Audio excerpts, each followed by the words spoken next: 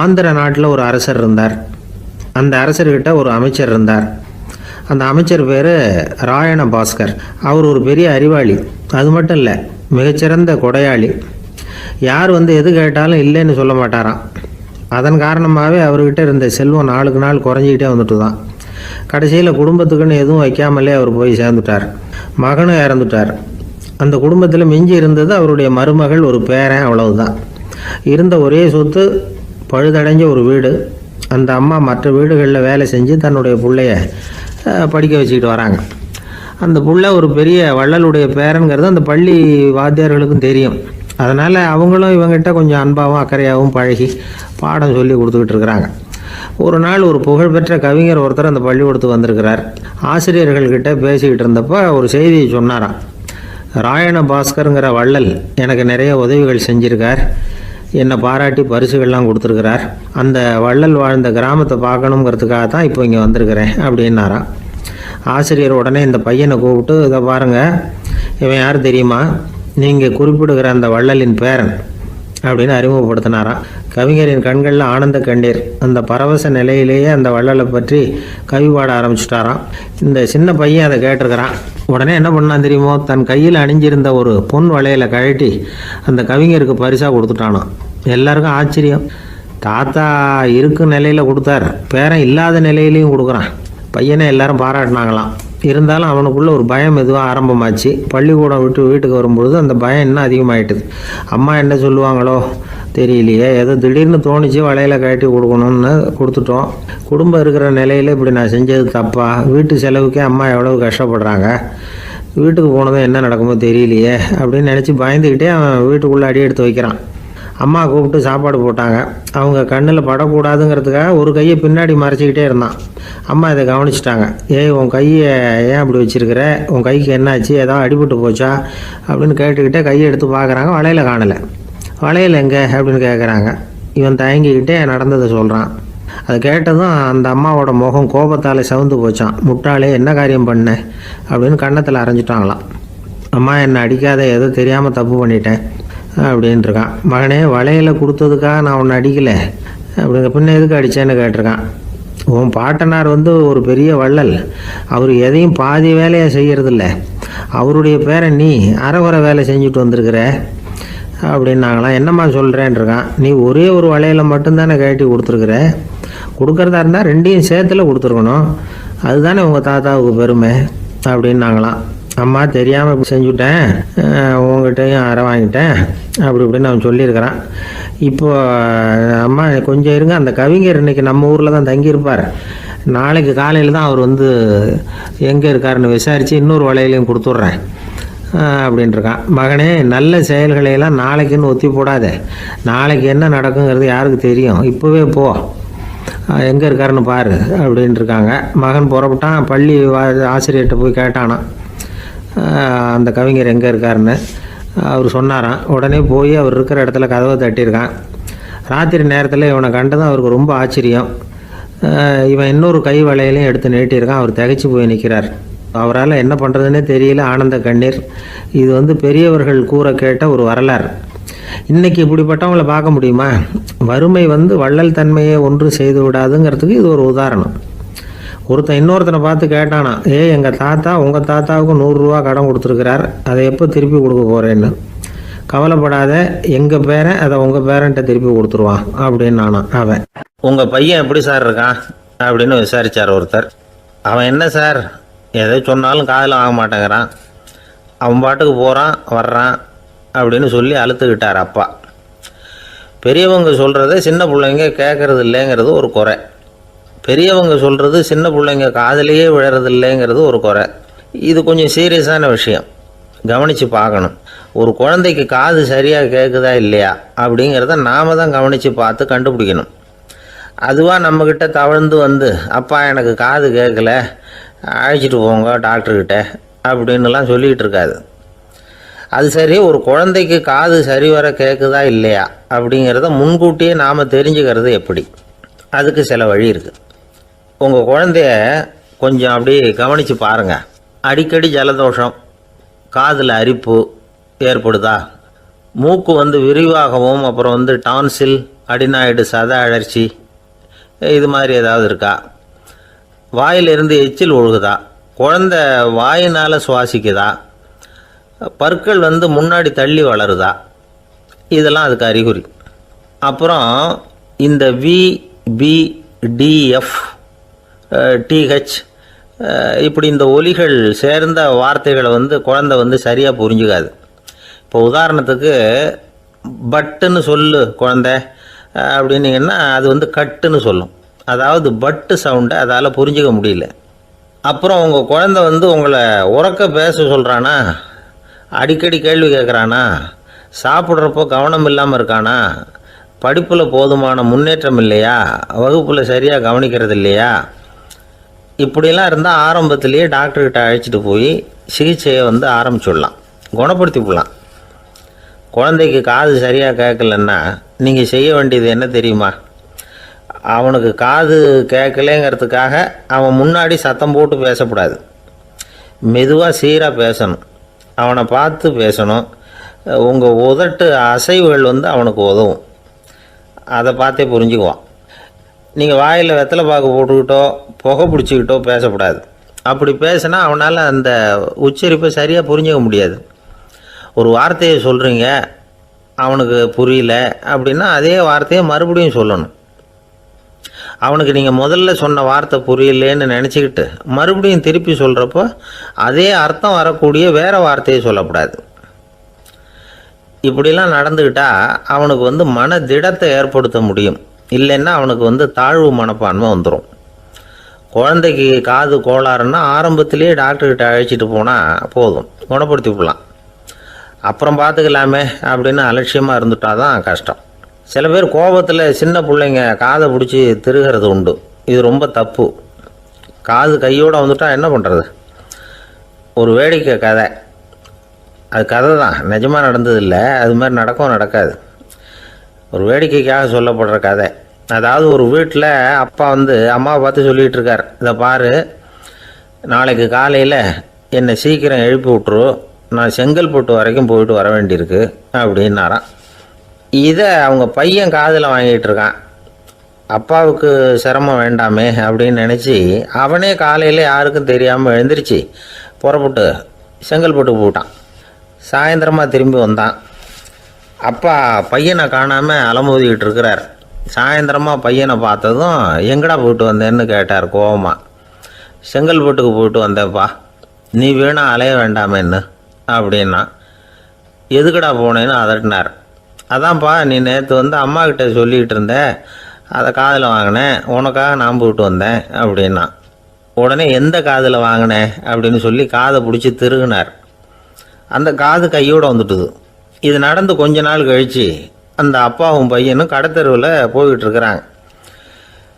எதிரில் ஒரு நாய் ஓடி வந்தது. அதுக்கு 2 காதும் இல்லை. என்ன இது, இந்த நாய்க்குட்டிக்கு 2 காதும் இல்லை அப்படின்னார் அப்பா. அதுக்கு பையன் சொல்கிறான், அப்பா அது 2 தடவை செங்கல்பட்டுக்கு போயிட்டு வந்துடுவோம் அப்படின்னானா. ஒரு ஊரில் ஒரு பெரிய ஞானி இருந்தார். அவர் படுக்கையில் இருந்தார். இன்னும் கொஞ்ச நேரம்தான் அவர் இந்த உலகத்தில் இருக்க போகிறார். அவரை சுற்றி ஏகப்பட்ட கூட்டம். ஏற்கனவே அவருடைய உபதேசங்களை கேட்டவங்க பல பேர் அவரை சுற்றி நிற்கிறாங்க. அந்த ஞானி மெதுவாக கண்ணை திறந்து பார்க்குறார். எல்லாரும் அவருடைய கடைசி வார்த்தையை கேட்கறதுக்காக அவளோட காத்துக்கிட்டு இருக்கிறாங்க. அந்த ஞானி மெதுவாக பேச ஆரம்பித்தார். நான் என்னுடைய வாழ்நாள் பூராவும் உங்களுக்கு நிறைய போதனைகள் சொல்லிக்கிட்டு இருக்கிறேன். பேரானந்தம், மகிழ்ச்சி, தியானத்தன்மை, இதை பற்றியெல்லாம் சொல்லியிருக்கிறேன். இப்போ நான் வேறு ஒரு கரைக்கு போய்கிட்டு இருக்கிறேன். நான் இனிமேல் இந்த கரையில் இருக்க மாட்டேன். நீங்கள் நான் சொன்னதையெல்லாம் கேட்டீங்க, ஆனால் எதையும் நீங்கள் நடைமுறைப்படுத்தி பார்க்கல. எல்லாம் கேட்டதோடு சரி, அதோடு விட்டுவிட்டீங்க. அப்புறம் அதை தள்ளி போட்டுக்கிட்டே வந்துட்டீங்க. மேலும் அதை தள்ளி போடுறதுல எந்த பிரயோஜனமும் கிடையாது. இப்போ நான் போய்கிட்டு இருக்கிறேன், உங்களில் யாராவது என்னோட வர்றதுக்கு தயாரா அப்படின்னு கேட்டார். அவ்வளவுதான், யாரும் வாயை திறக்கலை. ஒரே மௌனம், சத்தமே இல்லை. ஒருத்தர் பார்த்துக்கிட்டே நிற்கிறாங்க. அந்த கூட்டத்தில் ஒரு ஆள் அந்த ஞானி கூடவே 40 வருஷத்துக்கு மேலே இருந்திருக்கிறான். அவனும் வாயை திறக்காமல் இன்னொருத்தன் முகத்தை பார்த்துக்கிட்டே நிற்கிறான். இந்த சமயத்தில் பின்னாடி நின்றுக்கிட்டு இருந்த ஒருத்தன் கையை தூக்கினான். ஞானி அவனை பார்த்தார். சரி, ஒருத்தனுக்காவது நம்மோட வர்றதுக்கு தைரியம் இருக்குது அப்படின்னு நினச்சார். ஆனால் அந்த ஆள் என்ன சொன்னான் தெரியுமா? ஐயா, நீங்கள் கேட்குறப்போ நான் உடனே எழுந்திருக்கல, கையை மட்டும்தான் தூக்கினேன். என்ன காரணம்னா, நான் எப்படி அடுத்த கரைக்கு வந்து சேர்றதுங்கிறது தெரிஞ்சுக்கிறதுக்காக தான். அந்த விவரத்தை மட்டும் இப்போ உங்ககிட்ட இருந்து நான் தெரிஞ்சுக்க ஆசைப்பட்றேன். ஏன்னா இப்போ நான் உங்கள் கூட வர்றதுக்கு தயாராக இல்லை. எவ்வளவோ காரியங்களை நான் இன்னும் இங்கே முடிக்க வேண்டியிருக்குது. வீட்டுக்கு ஒரு விருந்தினர் வந்திருக்கிறார், என்னுடைய இளைய மகனுக்கு கல்யாணம் பண்ணி வைக்கணும். அதனால் இன்றைக்கி உங்கள் கூட வர முடியாது. அது மட்டும் இல்லை, இப்போ உங்கள் கூட அடுத்த கரைக்கு வந்தால் திரும்பி வர முடியாதுன்னு வேறு சொல்கிறீங்க. அதனால் இப்போ நான் வரலை. இன்னொரு நாள் நிச்சயமாக நான் வர்றேங்க, வந்து உங்களை சந்திக்கிறேன். அதனால் இப்போ நீங்கள் இன்னொரு தடவை எங்களுக்கு விளக்கமாக சொல்லணும். ஏற்கனவே பல தடவை சொல்லியிருக்கிறீங்க. தயவு பண்ணி இப்போ ஒரு தடவை சொன்னீங்கன்னா சௌரியமாக இருக்கும். அந்த அடுத்த கரையை அடையிறது எப்படி, இப்போ ஒரு தடவை அதை விளக்கமாக சொல்லிட்டீங்கன்னா நல்லா ஞாபகப்படுத்திக்குவேன். அது சரியான சமயம் வர்றப்போ இது எனக்கு உதவியாக இருக்கும் அப்படின்னு நானும். ஆனால் உண்மை என்ன தெரியுமா? அந்த சரியான சமயம் வரவே இல்லை அப்படிங்கிறது தான் உண்மை. இப்படி அந்த கதை முடியும். இந்த கதை அந்த ஒரு ஆளுக்கு மட்டும் இல்லை, கிட்டத்தட்ட எல்லாருக்குமே அது பொருந்தும் அப்படிங்கிறாங்க விவரம் தெரிஞ்சவங்க. எல்லாருமே அந்த சரியான தருணத்துக்காக தான் காத்துக்கிட்டு இருக்கிறாங்களாம். அதுக்காக ஜோசியம் பார்க்குறாங்க, கைரேகை பார்க்குறாங்க, நாளைக்கு என்ன நடக்குங்கிற ஆவலில் எல்லாரும் காத்துக்கிட்டு இருக்கிறாங்க. ஆனால் அந்த ஒரு நாள் ஒருபோதும் வரப்போகிறதில்ல.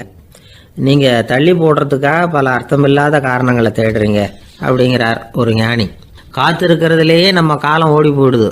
ஏன்னா இன்றைக்கி நாம் சிந்திக்கிறது நாளைக்கு நாம் சிந்திக்கிறது இல்லை. ஒவ்வொரு நாளும் ஒவ்வொரு மாதிரி போயிடுது.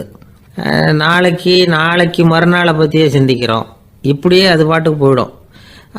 கரையை தொட்டு பார்க்குறது எப்போ, இதுதான் கேள்வி. நமக்கு வேண்டியப்பட்ட ஒருத்தர் ஒரு ரயில்வே பிளாட்ஃபாரத்தில் நின்றுட்டு இருக்கிறார். அங்கே இருக்கிறவங்ககிட்ட கேட்குறாராம், விசாரிக்கிறார். ஏங்க கிழக்க போகிற ரயில் போயிட்டுதுங்களான்னாராம். போயிட்டுதுன்னு இருக்கிறாங்க. கொஞ்ச நேரம் கழித்து ஏங்க மேற்க போகிற ரயில் போயிட்டுதுங்களான்னு கேட்டிருக்காரு. போயிட்டுதுங்களான் இருக்காங்க. அப்புறம் கொஞ்சம் நேரம் கழித்து மறுபடியும் ஏங்க 10:30 மணி வண்டி போயிட்டுதான்னு கேட்டிருக்காரு. தொடர்ந்து காலையிலேருந்து சாயந்தரம் வரைக்கும் இப்படி ஒரே இடத்துல நின்றுட்டு கேட்டுக்கிட்டே இருக்கிறார். இதை பார்த்துக்கிட்டு இருந்த ஒருத்தர் அவர்கிட்ட ஏங்க நீங்கள் எங்கே போகணும் அப்படின்னு கேட்டாராம். இவர் மெதுவாக சொன்னாராம், இந்த ரயில்வே லைனை தாண்டி அந்த பக்கம் போகணும் அப்படின்னாராம். ஊரில் ஒரு ராஜா இருந்தார். பெரிய அரண்மனையில் தான் இருக்கிறார்.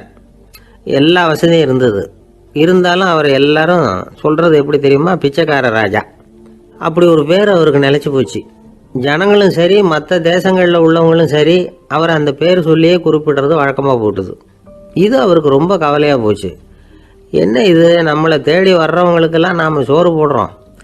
நம்ம புகழ்ந்து பாடல் ஏற்றி கொண்டு வர்ற புலவர்களுக்கெல்லாம் அவங்க எப்படி வந்தாலும் ஒருவேளை சோறு போடணுங்கிறது உத்தரவு. இவ்வளவுலாம் செஞ்சும் நம்மளை போய் பிச்சைக்கார ராஜான்னு எல்லாரும் சொல்கிறாங்களே, அது ஏன், எதுக்காக அப்படி சொல்கிறாங்க? இதுதான் ராஜாவுக்கு குழப்பம். சரி, இதை பற்றி நம்ம அமைச்சர்கள்கிட்ட கேட்கலாமா அப்படின்னு யோசனை பண்ணார். இந்த விஷயத்தை போய் அவங்கக்கிட்ட எப்படி கேட்குறதுன்னு அவருக்கு தயக்கமாக இருந்தது. கௌரவ குறைச்சலாக தெரிஞ்சுது அவருக்கு. சரி, சாதாரண குடிமக்கள்கிட்ட இதை பற்றி கேட்கலாமா அப்படின்னு யோசனை பண்ணார். கேட்கலாம். ஆனால் அவங்க யாரும் ராஜா முன்னாடி நின்று தைரியமாக பேசக்கூடிய அளவுக்கு இல்லை. ராஜாவோட குழப்பம் நாளுக்கு நாள் அதிகமாக போச்சு. கடைசியாக அவர் ஒரு முடிவுக்கு வந்தார். அதாவது இதை பற்றி ஒரு பிச்சைக்காரங்கிட்டே கேட்டு பார்த்துட்டா என்ன. இதுதான் அவர் பண்ண முடிவு. உடனே மாறு வேஷம் போட்டுக்கிட்டு நகர்வலம் போனார். ஒரு பிச்சைக்காரனை கண்டுபிடிச்சார். இதை பாருப்பா, நம்ம ராஜாவை எல்லாரும் பிச்சைக்கார ராஜான்னே சொல்கிறாங்களே, அதுக்கு என்ன காரணமாக இருக்கும் அப்படின்னு கேட்டார். அதுக்கு அவன் சொல்கிறான், இதுக்கான பதிலை இன்னும் ஒரு 30 நாளில் சொல்கிறேன் அப்படின்னா. உடனே இவருக்கு சந்தோஷம். உண்மையை அவங்ககிட்ட சொன்னார். நான் வேறு யாரும் இல்லை, நான் தான் இந்த நாட்டு ராஜா. இப்போ நீ என் கூடவே வந்துடும், அரண்மனையிலேயே தங்கிக்கோ. 30 நாள் கழித்து எனக்கு பதில் சொல்லிவிட்டு அதுக்கப்புறமா நீ போகலாம் அப்படின்னு சொல்லி அழைச்சிட்டு வந்துட்டார். அரண்மனையில் ஒரு மூலையில் அவன் தங்கறதுக்கு இடம் கொடுத்தார். தினம் 2 வேளையும் இவனுக்கு சோறு போடுங்க அப்படின்னு உத்தரவு போட்டார். ராஜா கொடுத்த இடத்துல போய் உக்காந்துக்கிட்டான் அந்த பிச்சைக்காரன். தினமும் அந்த அரண்மனையில் நடக்கிறதையெல்லாம் கவனிச்சிக்கிட்டு வந்தான். வேளைக்கு சாப்பாடு வரும், சாப்பிட்டுக்கிட்டு இருக்கான். இப்படி 30 நாள் முடிஞ்சுது. ராஜா வந்தார். என்ன, என்னோட கேள்விக்கு பதில் என்னன்னு கண்டுபிடிச்சிட்டியான்னார். கண்டுபிடிச்சிட்டேன்னா. என்ன எல்லாரும் பிச்சைக்கார ராஜான்னு சொல்கிறாங்களே, அது நியாயமாக படுதா உனக்குன்னு கேட்டார். நியாயமாக தான் படுது, சந்தேகம் இல்லாமல் நீங்கள் பிச்சைக்கார ராஜா தான். என்னதான் நீங்கள் வசதியோடவும் படைபலத்தோடவும் இருந்தால் கூட நீங்கள் எங்கள் வர்க்கத்தை சேர்ந்த ஆசாமி தான் அப்படின்னு அடித்து சொல்லிவிட்டான் அந்த ஆள். எதனால் அப்படி சொல்கிறேன்னு கேட்டார் இவர். அரசே, ஒரு உண்மையை கண்டுபிடிச்சி சொல்கிறதா நான் உங்ககிட்ட சொன்னேன். நீங்கள் ராஜ பரம்பரைன்னா உடனே உங்கள் கழுத்தில் கிடக்கிற முத்து மாலையை கழட்டி பரிசாக கொடுத்துருப்பீங்க. பொண்ணையும் மணியையும் கொடுத்துருப்பீங்க. ஆனால் நீங்கள் அப்படி செய்யலை. என்னை ஒரு மூலையில் உட்கார வச்சு 2 வேளை சோறு போட சொன்னீங்க. உங்களை தேடி யார் வந்தாலும், யார் வந்து பாராட்டி பேசினாலும் அல்லது பிரச்சனைகளை சொன்னாலும் நீங்கள் செய்கிற ஒரே காரியம் சோறு போடுறது தான். பிச்சைக்காரனுக்கு சோறு மட்டும்தான் உலகம். உங்கள் விஷயத்திலையும் நீங்கள் அப்படி தான் நினைக்கிறதாக தெரியுது. நல்லா கவனிங்க. எந்த ஒரு பிரச்சனைக்கும் சோறு தான் முடிவுன்னு நினைக்கிறீங்க பாருங்கள். நீங்கள் சந்தேகமில்லாத எங்களை சேர்ந்த ஆள் தான் அப்படின்னு விட்டான் அந்த பிச்சைக்காரன். அதுக்கப்புறம் தான் அந்த ராஜா தன்னுடைய தவறுகளை எல்லாம் தேர்த்திக்கிட்டாராம். பசின்னு வர்றவங்களுக்கு சோறு தான் போடணும், அது தப்பு இல்லை. பாராட்ட வர்றவங்களுக்கெல்லாம் சோத்தையே போட்டு அனுப்புனா இப்படி தான் பேர் வரும். எனக்கு தெரிஞ்ச ஒருத்தர் தினமும் யாராவது ஒருத்தரை தன் வீட்டுக்கு அழைச்சிட்டு போவார், சாப்பாடு போட்டு அனுப்புவார். முன்னறிவிப்பு இல்லாமல் திடீர்னு ஒரு விருந்தாளியோட வீட்டில் போய் இவர் நிற்கிறது வழக்கம். அந்த அம்மாவும் இவருக்காக தயார் பண்ணி வச்சுருந்ததை இவர் அழைச்சிட்டு வந்திருக்கிற விருந்தாளிக்கு போட்டுருவாங்க. விருந்தாளி சாப்பிட்டுட்டு போனதுக்கப்புறம் இவர் மனைவி கிட்ட உனக்கு சிரமம் வேணாம் அப்படின்னு சொல்லிவிட்டு பக்கத்தில் உள்ள ஒரு ஹோட்டலுக்கு போய் காசு கொடுத்து சாப்பிட்டுட்டு வந்துடுவார். பல நாள் இப்படி நடக்கும். ஒரு நாள் அவரை தனியாக கூப்பிட்டுக்கிட்டு போய் ஏன் இப்படி பண்ணுறீங்கன்னு கேட்டோம். அதுக்கு அவர் சொல்கிறாரு, எங்கள் வீட்டு சாப்பாட்டிலேருந்து தப்பிக்கிறதுக்கு எனக்கு வேறு வழி எதுவும் தெரியல சார், அதனால தான் இப்படி பண்ணிகிட்டு இருக்கிறேன் அப்படின்னார். ரொம்ப பரிதாபம். ஒரு அழகான கடற்கரை. சுற்றுலா பயணிகள் நிறைய பேர் அங்கே வந்து போகிறது வழக்கம். சனி ஞாயிறு கூட்டம் அதிகமாக இருக்கும். அதோட விளைவு என்னங்கிறது அடுத்த நாள் தான் தெரியும். ஆமாம், அந்த கடற்கரையை சுத்தப்படுத்துகிற தொழிலாளிகள் திங்கட்கிழமை ரொம்ப சிரமப்படுவாங்க. சனி ஞாயிறு வந்த கூட்டம் கடற்கரை பூராவும் காலி ஐஸ்கிரீம் கப்புகளை வந்து வீசி எறிஞ்சிட்டு போயிருக்கும். ஆயிரக்கணக்கான கப்புகள் அங்கே பரவலாக கிடக்கும். அதையெல்லாம் பொறுக்கி எடுத்து சுத்தம் பண்ணி ஆகணும். இதனால் திங்கட்கிழமை வேலைக்கு வர்றதுக்கு எல்லோரும் பயப்படுவாங்க. அப்படி ஒரு நிலைமை. பல பேர் அன்னைக்கு வந்து லீவ் எடுத்துகிட்டு போய்டுறது வழக்கம். நமக்கு எதுக்கு இன்றைக்கி தொந்தரவுன்னு. இது ஒரு பெரிய பிரச்சனையாக இருந்தது. இதுக்கு என்ன பண்ணலாம் அப்படின்னு யோசனை பண்ணாங்க. ஒரு ஆலோசனை கூட்டத்துக்கு ஏற்பாடு பண்ணாங்களாம். அந்த நகர நிர்வாக அலுவலர்கள், பணியாளர்கள் எல்லாரும் அதில் கலந்துக்கிட்டாங்க. கூட்டம் ஆரம்பமாச்சு. ஆரம்பத்தில் சொன்னாங்க, இந்த பிரச்சனைக்கு ஒரு தீர்வு வேணும், என்ன பண்ணலாம், அதை முடிவு செய்கிறதுக்கு தான் இந்த கூட்டம். இதில் நீங்கள் செய்ய வேண்டியது என்னென்னா, உங்களுக்கு தோன்றுகிற யோசனை எதுவாக இருந்தாலும் சொல்லுங்கள். கொஞ்சம் கூட தயக்கம் வேண்டாம். நாம் சொல்கிற யோசனை ஈடுபடுமா படாதா அப்படின்லாம் யோசிக்க வேணாம். எல்லாருடைய யோசனைகளையும் அப்படியே பதிவு செய்துக்கிறோம். கடைசியாக அதிலேருந்து ஒரு சிறந்த யோசனையை தேர்வு பண்ணி அதை பயன்படுத்தலாம். இந்த சந்தர்ப்பத்தில் இன்னொரு முக்கியமான வேண்டுகோள், எவ்வளவு சாதாரணமான யோசனையாக இருந்தாலும் சரி, அது சொல்லும் பொழுது அடுத்தவங்க வந்து ஏளனம் செய்யக்கூடாது. இது ஒரு பெரிய யோசனையா அப்படின்னு சொல்லி எதையும் அலட்சியப்படுத்தக்கூடாது. இதுதான் அந்த கூட்டத்தின் ஆரம்பத்தில் செய்யப்பட்ட அறிவிப்பு. உடனே அந்த கூட்டத்தில் இருந்தவங்க ஆளுக்கு ஒரு யோசனை சொல்ல ஆரம்பித்தாங்க. ஒருத்தர் எழுந்திருச்சார், இங்கே வர்ற சுற்றுலா பயணிகள்கிட்ட ஆளுக்கு $10 ஒரு டெபாசிட் மாதிரி வைப்பு பணமாக வாங்கிக்கணும். காலி ஐஸ்கிரீம் கப்பை திருப்பி கொடுத்தா அந்த பணத்தை திருப்பி கொடுத்துடலாம். இப்படி ஒரு ஏற்பாடு பண்ணிக்கிட்டா கப்புகளை தேடி பொறுக்கிட்டு இருக்க வேண்டியதில்லை, எல்லாம் ஒரே இடத்துக்கு வந்து சேர்ந்துடும். அப்படியே நாம் வந்து தூக்கிட்டு போய் ஒரு இடத்துல கொட்டி விடலாம் அப்படின்னார். இன்னொருத்தர் எழுந்திருச்சார், கப்பை வந்து கீழே போட்டால் $50 அபராதம் அப்படின்னு அங்கங்கே போர்டு எழுதி வச்சுடலாம். கப்புகளை போடுறதுக்கு அங்கங்கே பெரிய கூடைகளை வச்சுடலாம். நாம் சாவகாசமாக அந்த கூடைகளை சேகரம் பண்ணிக்கலாம் அப்படின்னாராம். இன்னொருத்தர் எழுந்திரிச்சு கொஞ்சம் கோபமாக பேசினார். கப்புகளை வந்து அவங்க வாயிலே திணிச்சு விடணும், அதுங்களை முன்னு சாப்பிட்டு பார்த்தா தான் தெரியும் அது எவ்வளவு கஷ்டங்கிறது அப்படின்னு ரொம்ப கடுமையாக பேசியிருக்காரு. இது வேடிக்கையாக தெரிஞ்சாலும் இந்த யோசனையும் பதிவு செஞ்சுக்கிட்டாங்களாம். இப்படி பல யோசனைகள். கடைசியாக எல்லாத்தையும் படித்து பார்த்துட்டு பரிசீலனை பண்ணாங்க. அப்புறம் தான் யோசனை வந்தது. இவர் வேடிக்கையாக சொன்னது கப்புகளை அவங்கவுங்க வாயிலே திணிச்சு சாப்பிட சொல்லணும், அதுதான் தண்டனைன்னார்ல. ஏன் அப்படி சாப்பிட்றது மாதிரியே கப்புகளை தயார் பண்ண என்ன அப்படின்னு சிந்திக்க ஆரம்பித்தாங்களாம்.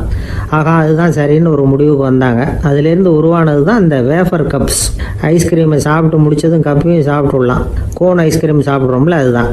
அமெரிக்காவில் மியாமி கடற்கரையில் ரொம்ப காலமாக இருந்துக்கிட்டு வந்த குப்பை பிரச்சனைக்கு இப்படி தான் ஒரு தீர்வு வந்து தான். இதுலேருந்து நாம் புரிஞ்சிக்க வேண்டியது என்னென்னா, நாம் அன்றாட எத்தனையோ பிரச்சனைகளை சந்திக்கிறோம், அதுக்கெல்லாம் தீர்வு உண்டு. அது எங்கே ஒளிஞ்சிருக்குன்னு கண்டுபிடிக்கணும். அந்த யோசனையையும் நல்லா தீவிரமாக யோசிக்கணும். யார் என்ன யோசனை சொன்னாலும் அதை வந்து அலட்சியப்படுத்தக்கூடாது, அக்கறையோடு கவனிக்கணும், அதை யோசித்து பார்க்கணும். ஒரு அம்மா தன்னோட வீட்டுக்காரரை ஒரு மனநல மருத்துவர்கிட்ட அழைச்சிட்டு வந்தாங்களாம். டாக்டர், இவருக்கு கோன் ஐஸ்கிரீம் பிடிக்கல, பேப்பர் கப்பில் இருக்கிற ஐஸ்கிரீம் தான் வேணும்னு அடம் பிடிக்கிறார் அப்படின்னாங்களாம். அது ஒன்றும் தப்பு இல்லையேன்னாராம் டாக்டர். இதுக்கு அந்த அம்மா சொன்னாங்களாம், இவர் கப்பு ஐஸ்கிரீம் வாங்குறதுல தப்பு இல்லை டாக்டர், பிரச்சனை அது இல்லை. அப்புறம் வேறு என்னென்னு கேட்டிருக்காரு. வாங்கினதும் ஐஸ்கிரீமை கீழே கொட்டிவிட்டு அந்த பேப்பர் கப்பை மட்டும் விரும்பி சாப்பிட்றார், அதனால தான் உங்ககிட்ட அழைச்சிட்டு வந்தேன் அப்படின்னாங்களாம். ஒரு ஊரில் ஒரு மன்னர் இருந்தார். அழகான அரண்மனையில் அவர் இருந்தார். அந்த அரண்மனையை விட அழகாக ஒரு மாளிகையை அந்த ஊர்லேயே வேற ஒருத்தன் கட்டியிருந்தான். அப்படி கட்டி முடித்ததில் அவனுக்கு ரொம்ப பெருமை. எத்தனையோ செல்வந்தர்கள்லாம் வந்து பார்த்துட்டு, இந்த மாளிகையை விலைக்கு கொடுத்துட்றியா, எவ்வளவு விலை சொன்னாலும் சரி நாங்கள் வாங்கிக்கிறதுக்கு தயாராக இருக்கோம் அப்படின்னு சொல்லி கேட்டு பார்த்துட்டாங்க. நான் இதை விற்கிறதுக்கு தயாராக இல்லை அப்படின்னு சொல்லிவிட்டான். அவ்வளவு சிறப்பாக கலை அம்சத்தோடு அதை கட்டி முடிச்சிருக்கிறான். அதுவே ஒரு பெரிய அரண்மனை மாதிரி இருந்ததுன்னா பார்த்துங்களேன். சுற்றிலும் அழகான பூந்தோட்டம். ஒரு நாள் அவன் எங்கேயோ வெளியூர் போயிட்டு திரும்பி வந்துக்கிட்டு இருக்கிறான். அப்போது அந்த மாளிகை தீப்பெட்டி எரிஞ்சிக்கிட்டு இருக்கு. பதறி போட்டான். விலைக்கு கேட்டவங்க யாராவது இதை செஞ்சுருக்கணும், இல்லைன்னா மன்னரே செய்த சதியோ என்னவோ, இப்படிலாம் அவனுக்கு சந்தேகம். ஒரு மூலையில் உட்காந்து அழ ஆரம்பிச்சிட்டான். அந்த சமயத்தில் அவனுடைய மகன் அங்கே ஓடி வந்தான். அப்பா அழாதீங்க, இதை நான் நேற்று ராத்திரியே நம்ம ஊர் மன்னருக்கு விற்றுட்டேன். இதை கட்டி முடிக்க நமக்கு எவ்வளவு செலவாச்சோ அதை போல் 3 மடங்கு விலைக்கு விற்றுட்டேன், கவலைப்படாதீங்க. இதை விட அழகான மாளிகையை நாம் புதுசாக கட்டிக்கலாம்னா. இதை கேட்டதும் அழுதுகிட்டு இருந்தவன் அழுகையை நிறுத்தினான், சிரிக்க ஆரம்பிச்சிட்டான். இதே இடத்த நான் வந்து மன்னர்கிட்ட இருந்து விலைக்கு வாங்குவேன், இதை விட அழகான மாளிகையை கட்டுவேன் அப்படின்னு சுற்றி நின்று எல்லார்கிட்டையும் சொல்லிக்கிட்டு இருந்தான். இந்த சமயத்தில் அவனோட இளைய மகன் ஓடி வந்தான். அப்பா, அண்ணன் சொன்னதெல்லாம் சரிதான், மன்னர்கிட்ட விலை பேசினதெல்லாம் உண்மைதான், ஆனால் விற்றது பேச்சு அளவில் தான். இனிமே தான் பத்திரம் வாங்கணும், எழுதணும், நீங்கள் கையெழுத்து போடணும், பதிவு பண்ணணும், மன்னர்கிட்ட பணம் வாங்கணும். அதுக்காகத்தான் உங்களை எதிர்பார்த்துக்கிட்டு இருந்தோம், அதுக்குள்ளே இப்படி ஆயிட்டுதுன்னா. இப்போ சிரிச்சுக்கிட்டு இருந்தாவன் சிரிப்பை நிறுத்தினான். மறுபடியும் குழந்தை மாதிரி அழ ஆரம்பிச்சிட்டான். இது ஒரு சம்பவம். இதிலிருந்து என்ன தெரியுது? அந்த அழகான மாளிகை தன்னுடையது அப்படின்னு நினைக்கும் பொழுது அவனுக்கு அழுகை வந்தது. அது தன்னுடையது இல்லை அப்படின்னு நினைக்கிற போது சிரிப்பு வந்தது. மறுபடியும் அது தன்னுடையது தான் அப்படிங்கிற உணர்வு வரும்பொழுது அழுகை. எது எதிலிருந்து நீ நீங்கி இருக்கிறாயோ அது அதிலிருந்து உனக்கு துன்பம் இல்லை அப்படிங்கிறார் திருவள்ளுவர். இந்த உடம்பு என்னுடையதில்லை அப்படிங்கிற உணர்வு வந்துட்டா அது ஒரு பெரிய நிலை. அந்த நிலை வந்து வரணும். எல்லாத்தையும் பயன்படுத்திக்கலாம், ஆனால் பற்றில் விழுந்துடக்கூடாது. உலகத்தில் இருங்கள், ஆனால் உலகத்தவராக இருக்காதீர்கள். உலகிற்குள் இருங்கள், உலகம் உங்களுக்குள் வந்துவிட அனுமதிக்காதீர்கள். விலகி இருங்கள், விழித்திருங்கள், மௌனமாய் பார்த்திருங்கள் அப்படிங்கிறது சான்றோர் கருத்து. செய்ய வேண்டிய கடமையிலிருந்து விலகி இருக்கிறவர்கள் நம்மகிட்ட நிறைய பேர் உண்டு. அப்படிப்பட்ட ஒருத்தர் டாக்டர்கிட்ட போனார். டாக்டர், நான் ஒரு கவர்மெண்ட் ஆஃபீஸில் வேலை பார்க்குறேன், எனக்கு ஒரே அசதியாக இருக்குது, என்னை சோதிச்சு பாருங்கள், ஆலோசனை சொல்லுங்கள் ஏதாவதுன்னார். டாக்டர் அவரை பரிசோதனை பண்ணி பார்த்துட்டு சொன்னார், இதோ பாரு, உனக்கு இப்போ தேவைப்படுறது முழு ஓய்வு. நீ எவ்வளவு சீக்கிரமாக ஆஃபீஸுக்கு போறியோ அவ்வளவுக்கு உனக்கு நல்லது அப்படின்னாராம். ஒரு ஆள் இருந்தான், நிறைய பணம் சம்பாதிச்சான், ஆனால் செலவு பண்ண மனசு வரல, கருமி. அவன் என்ன பண்ணான், சேர்த்த பணம் பூராவையும் ஒரு மரத்தடியில் புதைச்சி வச்சுருந்தான். வாரத்துக்கு ஒரு தடவை அந்த மரத்தடிக்கு வருவான், புதைச்ச இடத்த ஆவலோடு பார்த்துக்கிட்டு இருப்பான், அதுக்கப்புறம் போயிடுவான். அவ்வளவுதான். ஒரு நாள் ஒரு திருடன் வந்தான், இவன் புதைச்சி வச்சுருந்ததெல்லாம் எடுத்துகிட்டு போட்டான். இது தெரிஞ்சு போச்சு. அந்த கருமி புலம்ப ஆரம்பிச்சிட்டான். இவன் புலம்பலை கேட்டதும் அக்கம் பக்கத்தில் இருந்தவங்கெல்லாம் ஓடி வந்தாங்க. என்ன விஷயம்னு விசாரித்தாங்க. இவன் சொன்னான். ஒரு பெரியவர் கேட்டார், ஏப்பா, வாரம் வந்து இந்த இடத்த பார்க்குறதாக சொன்னியே, எப்போவாவது இதில் இருக்கிற பணத்தை எடுத்து செலவு பண்ணியிருக்கியா அப்படின்னு கேட்டார். நான் அப்பப்போ வந்து அதை பார்க்கறது தான் வழக்கம், அதை தொட்டதே இல்லைன்னு அவன். சரி, அப்படின்னா இப்போவும் நீ அதே மாதிரி வாரம் ஒரு தடவை வந்து இந்த இடத்த பார்த்துட்டு போகலாமே அப்படின்னாராம் அந்த பெரியவர். அதுவும் சரிதானே, எவ்வளவு காலமானாலும் அவன் அந்த பணத்தை எடுத்து செலவு பண்ண போகிறதில்ல. அப்படி இருக்கிறப்ப உள்ளே பணம் இருந்தாலும் ஒன்று தான், இல்லாமல் போனாலும் ஒன்று தான். இதிலிருந்து என்ன புரியுதுன்னா, ஒருத்தர்கிட்ட இருக்கிற பணத்தை கொண்டு அவர் பணக்காரரா ஏழையா அப்படின்னு முடிவு செய்கிறது சரியில்லை. அந்த செல்வத்தை அனுபவிக்கிற திறன், பயன்படுத்துகிற திறன், அதை வச்சு தான் அவர் ஏழையா பணக்காரரா அப்படிங்கிறத நிர்ணயம் பண்ணணும். அதுதான் சரி. செலவு பண்ண தெரியாதவன் சேகரம் பண்ணிகிட்டே இருக்கிறதுனால என்ன பிரயோஜனம்? தலைமுடியே இல்லாதவன் தாராளமாக சீப்புகளை வாங்கி சேகரம் பண்ணுறது மாதிரி தானே இது. சில சமயம் செலவு பண்ண நாம் தயாராக இருந்தால் கூட அந்த செல்வம் நமக்கு பயன்படுறதில்ல. அரேபியாவில் ஒரு நகை வியாபாரி விலை உயர்ந்த முத்துக்களை எல்லாம் அவர் வச்சு வியாபாரம் பண்ணிகிட்டு இருந்தார். அவர் ஒரு சமயம் ஒரு பாலைவனம் வழியாக போயிட்டு இருக்கிறார் ஒட்டகத்தில்.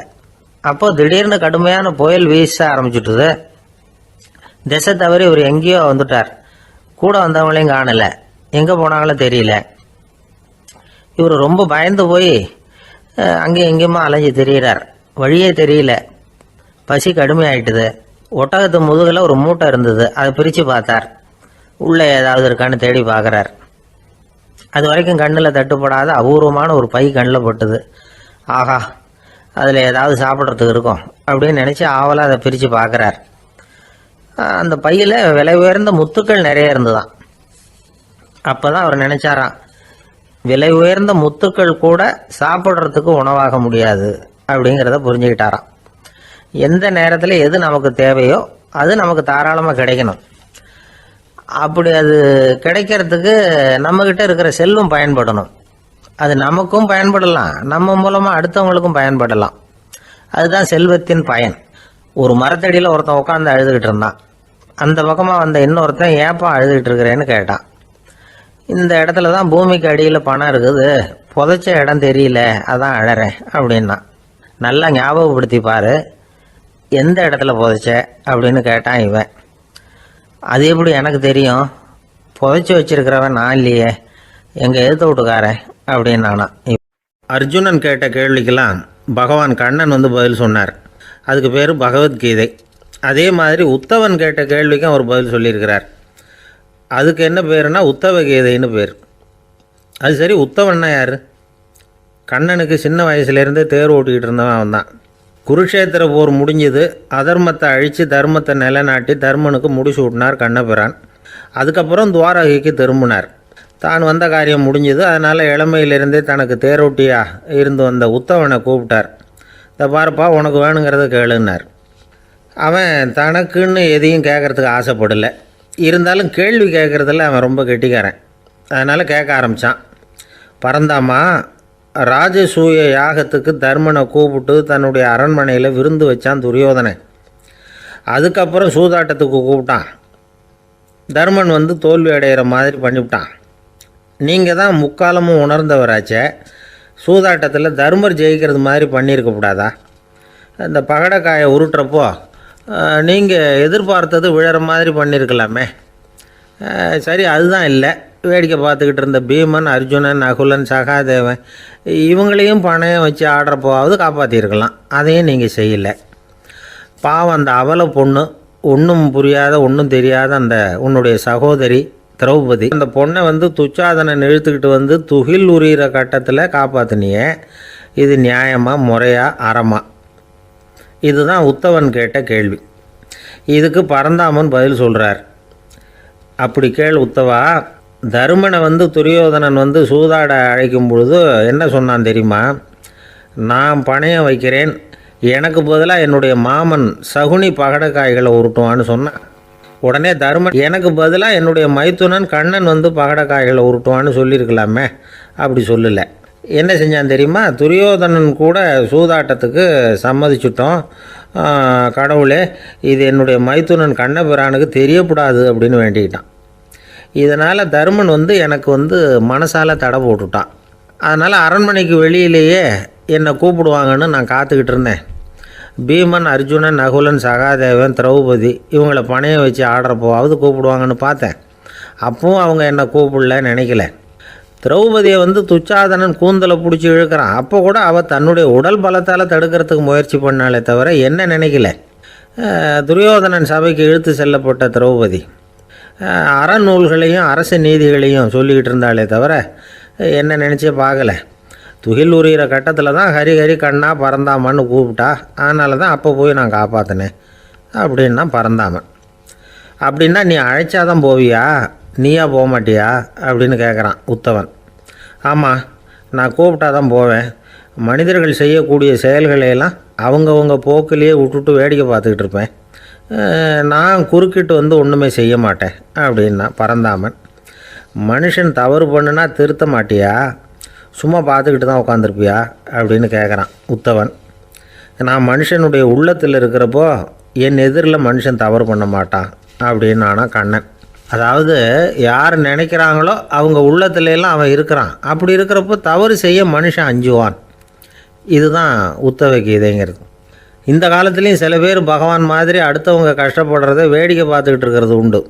அன்றைக்கி அப்படித்தான் நடுத்தெருவில் ஒரு திருடனை பிடிச்சி எல்லாரும் சேர்ந்து அடிச்சுக்கிட்டு இருக்கிறாங்க. ஒரு ஆள் மட்டும் தள்ளி நின்று அதை வேடிக்கை பார்த்துக்கிட்டு இருக்கான். பார்த்துக்கிட்டு சிரிச்சுக்கிட்டு இருக்கிறான். என்ன சார் இது, பாவம் அந்த ஆளை போட்டு அப்படி அடிக்கிறாங்களே அப்படின்னோம். அடிக்கட்டும் சார், அவன் அடி வாங்க வேண்டிய ஆள் தான் அப்படின்னா அவன். ஏன் சார் அப்படி சொல்கிறீங்க அப்படின்னு கேட்டோம். பின்ன என்ன சார், நான் ஒருத்தர் பையில் இருந்த பர்ஸை எடுக்கிறதுக்கு முயற்சி பண்ணிக்கிட்டு இருந்தேன்.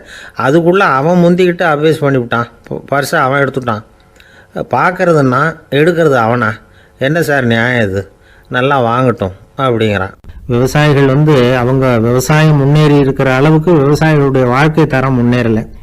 அந்த அளவுக்கு அவர்கள் நாட்டுக்காக உழைச்சிக்கிட்டு இருக்கிறாங்க. அந்த காலத்துலேயே அதை பற்றி ஒரு கதை சொல்கிறது உண்டு. ஒரு வயசான ஆள் நிலத்தில் ஏறு ஊதுகிட்டு இருந்தாராம். கிழிஞ்சு போன ஒரு சின்ன துண்டை தான் இடுப்பில் கட்டியிருந்தாராம். தலையில் ஒரு கந்தலை சுற்றி இருந்தார். உடம்பு பூரா சேரு, ரொம்ப ஏழை. ஏறு ஓட்டிகிட்டு இருக்கிறவர் வேறு எப்படி இருப்பார்? இருந்தாலும் அந்த ஆள் ரொம்ப ஜாலியாக பாட்டு பாடிக்கிட்டே ஏறு ஊதுகிட்டு இருந்தாராம். உடம்புல தான் அவர் ஏழையை தவிர மனசில் ஒரு ஏழையாக தெரியல. அந்த சமயத்தில் அந்த நாட்டு ராஜா அந்த பக்கமாக குதிரை மேலே வந்தாராம். வேட்டைக்கு போயிட்டு பரிவாரங்களோடு திரும்பி வந்துகிட்டு இருக்கிறார். ரொம்ப செல்வ செழிப்பில் இருக்கிற ராஜா அவர் இந்த வயசான விவசாயியை பார்த்துருக்கார்.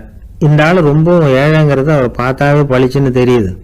கட்டிக்கிறதுக்கு நல்ல துணி இல்லை, உடம்போ இழைச்சி போயிருக்குது, வயிறு முதுகில் போய் ஒட்டிக்கிட்டு இருக்கு, கண்ணு குழு விழுந்து போயிருக்குது. ஆனாலும் முகத்தை பார்த்தா சந்தோஷமாக இருக்கிற மாதிரி இருக்குது. இவ்வளோ உற்சாகமாக பாடிக்கிட்டு இருக்கிறாரே அப்படின்னு ஆச்சரியமாக நினச்சி பார்த்தார் அந்த ராஜா. சரி, அவர்கிட்ட கொஞ்சம் பேச்சு கொடுத்து பார்க்கலாம் அப்படின்னு முடிவு பண்ணார். ஐயா பெரியவரே, இப்படி கொஞ்சம் வர முடியுமான்னாராம். பொழுது போகிறதுக்குள்ளே நான் இந்த வயல் பூரா உழவு ஓட்டி ஆகணும், அதனால் பேசுறதுக்கு நேரம் இல்லை அப்படின்னாராம் அந்த பெரியவர். என்ன அவ்வளவு அவசரமா? மீதி இருந்தால் நாளைக்கு உழுதக்கூடாதா? அது சரி, உனக்கு எத்தனை ஏக்கர் நிலம் இருக்குது அப்படின்னு விசாரிச்சிருக்கார் ராஜா. எனக்குன்னு சொந்தமாக உள்ளங்கை அளவு கூட நிலம் கிடையாது. இது எங்கள் முதலாளியோட நிலம். இதை பூராவும் உழுது முடிச்சாதான் அவர் கூலி கொடுப்பார். நான் கூலிக்கு ஊதுகிட்டு இருக்கிறேன். உங்ககிட்ட பேசிக்கிட்டு இருந்தா அவருக்கு துரோகம் பண்ணது மாதிரி ஆயிடும் அப்படின்னாராம். ராஜா குதிரை விட்டு கீழே இறங்கினார். வரப்பில் நடந்து அந்த பெரியவர்கிட்டயே போனாராம். சரி, ஒரு நாள் பூரா உழுதான் உனக்கு எவ்வளவு கூலின்னு கேட்டிருக்கார். 8 அணா கூலி கிடைக்கும்னாராம் அவர். இது ரொம்ப காலத்துக்கு முன்னாடி நடந்த ஒரு சம்பவங்கிறதுனால அப்போ 8 அணா கூலிங்கிறது ரொம்ப பெருசு. இருந்தாலும் அதுவும் அந்த ராஜாவுக்கு பெரிய கூலியா தெரியல. இவ்வளவு தானா, இதை வச்சுக்கிட்டு நீ எப்படி காலம் தள்ளுற அப்படின்னாராம். ஒன்றும் கவலை இல்லை அப்படின்னாராம் அவர். ராஜாவுக்கு ரொம்ப ஆச்சரியமாக போச்சு. 8 அணா கூலி வாங்குற இந்த ஆள் கவலை இல்லாமல் இருக்கிறார், ஏராளமான வசதியோடு இருக்கிறன்னா கவலை இல்லாமல் வாழ முடியலையே அப்படின்னு நினச்சி பார்த்துருக்கார். அது சரி, 8 அணாவில் எப்படி குடும்பம் நடத்துகிற அப்படின்னு கேட்டாராம். எனக்கு கிடைக்கிற 8 அணாவில் 2 அணா குடும்பத்துக்கு செலவழிக்கிறேன், 2 அணா பழைய கடனுக்கு கொடுக்குறேன், 2 அணா தர்மம் செய்கிறேன், 2 அணா வட்டிக்கு கொடுக்குறேன், ஒரு குறையும் இல்லைன்னாராம். ராஜாவுக்கு ஒன்றும் புரியல. எனக்கு ஒன்றும் புரியலேன்னு இருக்கார். ஐயா, எனக்கும் என் மனைவிக்கும் 2 அணா செலவாகுது. வயசான அம்மா அப்பா இருக்கிறாங்க, சின்ன வயசுல என்னை காப்பாற்றினவங்க அவங்க. அந்த கடனுக்கு 2 அணா செலவாகுது, அது பழைய கடன். என் தங்கச்சி ஒருத்தி ஆதரவு இல்லாத நிலைமையில தன்னுடைய மகனோட என் வீட்டில் இருக்கிறா. அவளுக்கும் அவள் மகனுக்கும் 2 அணா செலவு பண்றேன், அது தர்மம். எனக்கு 2 பிள்ளைங்க இருக்கிறாங்க, அவங்களுக்கு 2 அணா செலவு பண்றேன், அது வட்டிக்கு கொடுக்கறது மாதிரி. பிற்காலத்தில் அவங்க எங்களை காப்பாற்றுவாங்க. அந்த வகையில் நான் திருப்தியோடு வாழ்ந்துகிட்டு இருக்கிறேன் அப்படின்னாராம். ராஜாவுக்கு அர்த்தம் புரிய ஆரம்பிச்சுதான். அந்த பெரிய நிலத்தை விலை கொடுத்து வாங்கி அந்த பெரியவருக்கே தானமாக கொடுத்துட்டாராம். இப்போ ஊழவருக்கே நிலம் சொந்தமாயிட்டுது. அன்னையிலேருந்து அரசனுக்கும் ஆறுதல் கிடைச்சுதான். இப்படி ஒரு கதை சொல்லுவாங்க. 8 அணா வருமானத்தை வச்சுக்கிட்டு எப்படி காலத்தை தள்ளுறதுன்னு சொல்றதுக்காக இந்த கதையை சொல்றதாக யாரும் தப்பா நினைச்சுக்க கூடாது. கிடைக்கிறத எப்படி பங்கு போடுறார், எப்படி திருப்தியா வாழறார் அப்படிங்கிறது தான் முக்கியம். அது மாதிரி இன்றைக்கு இந்த பொங்கல் திருநாளில் உழவர்கள் மனசு மகிழ்ச்சியா இருந்ததுன்னா அது எல்லாரும் மகிழ்ச்சியா இருக்கிறது மாதிரி அர்த்தம். அதனால அவர்கள்ட்ட இருந்து நாம் பாடம் கற்றுக்கணும். சில உழவர்கள் தங்கள் நிலத்தில் விளையிறத தாங்கள் சாப்பிட மாட்டாங்க, அடுத்தவங்கள்ட்ட வித்துட்டு சந்தையில் போய் வேற அரிசி வாங்கிட்டு வந்து தான் இவங்க சாப்பிடுவாங்க. அப்படிப்பட்ட விவசாயிகள்லாம் இது உண்டு. பங்கிடுகிற பண்பை உழவர்கள்ட்ட இருந்து கற்றுக்கொள்ளுங்கள் அப்படிம்பாங்க. ஒரு ஆள் நிம்மதியாக மகிழ்ச்சியாக இருந்தானா உங்கள் நிம்மதிக்கும் மகிழ்ச்சிக்கும் என்ன காரணம்னு கேட்டிருக்காரு இன்னொருத்தர். என்கிட்ட இருந்தது பூராவையும் என் பிள்ளைங்களுக்கு சமமாக பங்கு போட்டு கொடுத்துட்டேன், எனக்குன்னு எதுவுமே வச்சுக்கல, அதுதான் நிம்மதிக்கு காரணம்ன்றிருக்கான். உங்ககிட்ட இருந்தது எவ்வளவு இருந்தது அப்படின்னு கேட்டிருக்காரு அவர். மொத்தமாக ஒரு 50,000 ரூபா இருக்கும் அப்படின்னு இருக்கான். அவ்வளவும் பணமாகவே இருந்ததா அப்படின்னு கேட்டிருக்காங்க அவங்க. இல்லைங்க, அவ்வளவும் கடன், அதை தான் பிரித்து கொடுத்துருக்கேன் பிள்ளைங்க கிட்ட அப்படின்னு நானும். அவன் ஒரு பள்ளிக்கூடம் வகுப்பு நடந்துக்கிட்டு இருக்கு. ஆசிரியர் பாடம் நடத்திக்கிட்டு இருக்கிறார். நடத்தி முடித்த உடனே கேட்டார், மாணவர்களே, இதுவரைக்கும் நான் நடத்தின பாடத்தில் உங்களுக்கு ஏதாவது சந்தேகம் இருக்கா அப்படின்னு கேட்டார். அப்புறம் ஒவ்வொருத்தராக கேட்டார். ஒரு மாணவன் எழுந்திருச்சான். சார், எனக்கு சந்தேகம் எதுவுமே இல்லைன்னா. ஏன்னு கேட்டார். ஏன்னா எனக்கு நீங்கள் நடத்தின பாடம் தெளிவாக புரிஞ்சுட்டுது, அதனால் சந்தேகம் வரலன்னா. இன்னொரு மாணவன் எழுந்திருச்சான். சார், எனக்கும் சந்தேகம் எதுவும் இல்லைன்னா. ஏண்டான்னு கேட்டார். ஏன்னா எனக்கு நீங்கள் நடத்தின பாடம் எதுவுமே புரியல, அதனால் சந்தேகம் வரல அப்படின்னா. இந்த இடத்துல நாம் கொஞ்சம் சிந்திச்சு பார்க்கணும். இந்த உலகத்தில் எல்லாம் புரிஞ்ச ஒருத்தனுக்கும் சந்தேகம் வராது, எதுவுமே புரியாத ஒருத்தனுக்கும் சந்தேகம் வராது.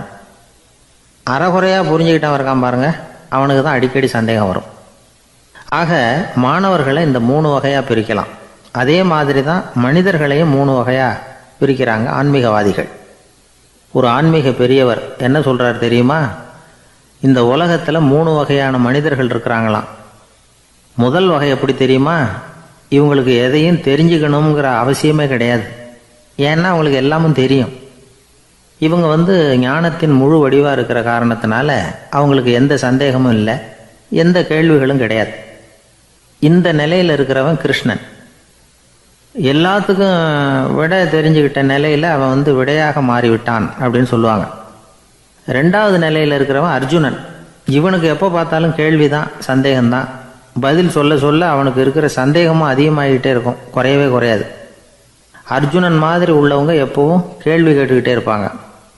ஒரு கேள்விக்கு விடை கிடைச்சுட்டுன்னு வைங்க, உடனே இன்னொரு கேள்வி அவங்ககிட்ட இருந்து வரும். கிருஷ்ணனுடைய நிலை எப்படின்னா அது கேள்விகளே அற்ற ஒரு நிலை.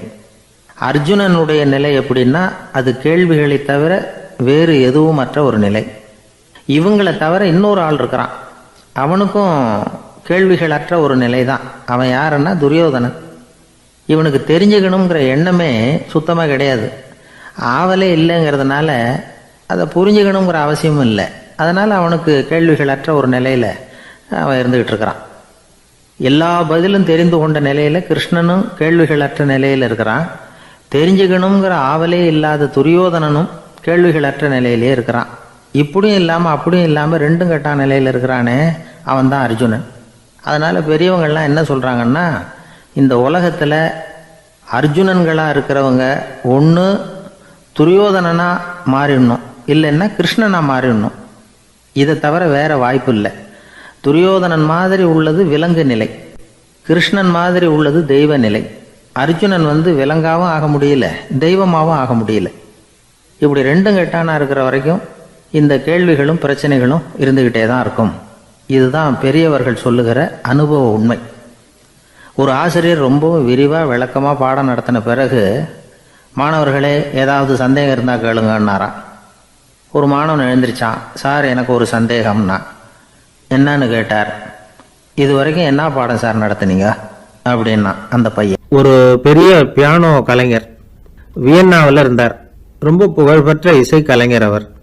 இங்கிலாந்து மகாராணி விக்டோரியா அவருடைய சங்கீதத்தை கேட்கணும்னு ஆசைப்பட்டாங்க. அவரை அரண்மனைக்கு கூப்பிட்டாங்களாம். பியானோ வாசிக்க சொல்லி கேட்டாங்களாம்.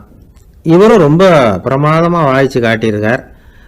உடனே பாராட்டி பரிசுகள்லாம் கொடுத்து அனுப்புனாங்களாம்.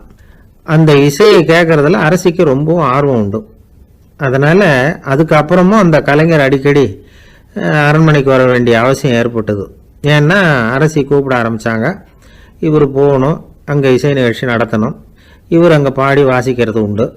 ஒரு தடவை மகாராணி அவரை பார்த்து, உங்கள் நாட்டு தேசிய கீதம் பாடுங்களேன் அப்படின்னு கேட்டாங்களாம்.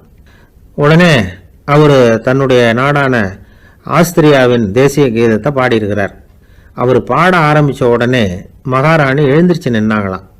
அதுக்கு மரியாதை செலுத்துகிற நோக்கத்தோடு பாட்டு முடிகிற வரைக்கும் அப்படியே நின்றுக்கிட்டு இருந்தாங்களாம். இதுதான் அந்த அரசியினுடைய பெருந்தன்மை. அதாவது நாட்டுப்பற்றுங்கிறது அந்த அளவுக்கு அப்படி இருக்கணும். இப்படி ஒரு அரசியே நம்ம நாட்டு தேசிய கீதத்துக்கு எழுந்திருச்சு நின்று மரியாதை செலுத்துகிறாங்க அப்படிங்கிறத புரிஞ்சுக்கும் பொழுது அந்த முதிய கலைஞரின் மகிழ்ச்சிக்கு அளவே இல்லையாம். அதுக்கப்புறம் அந்த பியானோ கலைஞர் ஒரு நாள் தன்னுடைய நண்பர் ஒருத்தர்கிட்ட பேசிக்கிட்டு இருந்தாராம். அப்போ சொன்னாராம், மகாராணியார் எனக்கு எவ்வளவோ பரிசுகள்லாம் கொடுத்துருக்குறாங்க. ஒரு தடவை எனக்கு வைரக்கல் பதித்த அணி ஒன்றை கூட பரிசாக கொடுத்தாங்க. ஆனால் அதை விட உயர்ந்த விலை மதிக்க முடியாத அணி என்ன தெரியுமா? நான் என்னுடைய நாட்டு தேசிய கீதத்தை நான் பாடுறப்போ அவங்க எழுந்திருச்சு நின்று மரியாதை செலுத்தினாங்களே, அதுதான் எனக்கு கிடைச்ச மிகப்பெரிய பரிசு அப்படின்னாராம். எனக்கு தெரிஞ்ச சங்கீத வித்வான் ஒருத்தர் இருக்கார். சமீபத்தில் ஒரு நாள் அவரை பார்த்தேன்.